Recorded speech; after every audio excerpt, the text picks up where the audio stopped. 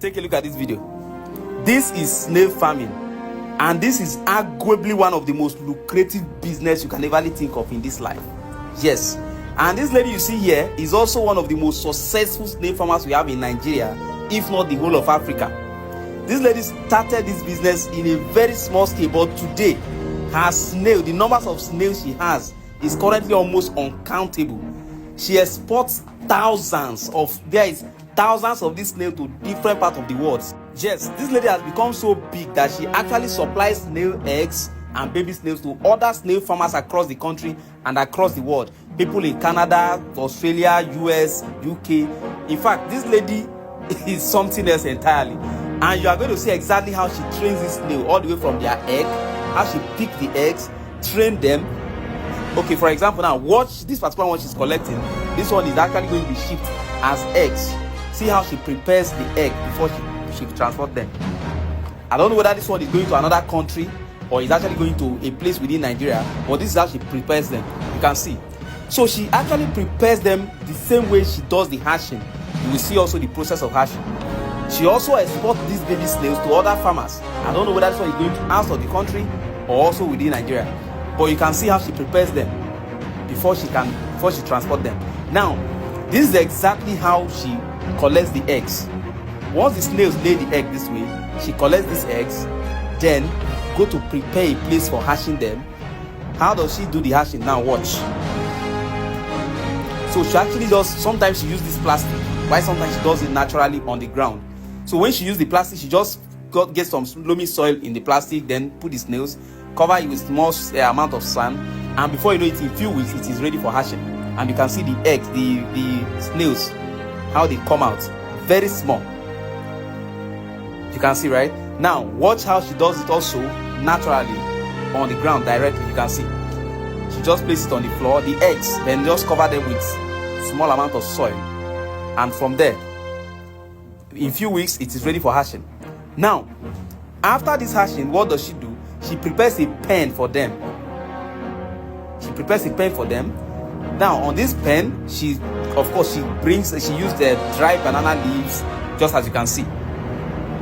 And after wetting the dry banana leaves, she drops the snails on it, and continue to wet them and also give them feeds.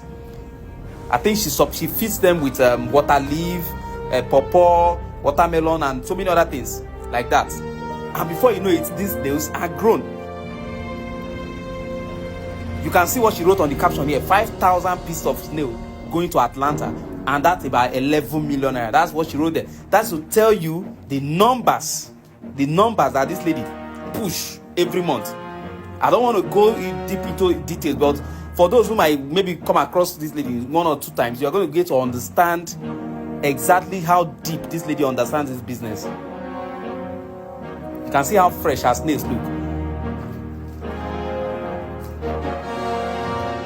So she does it.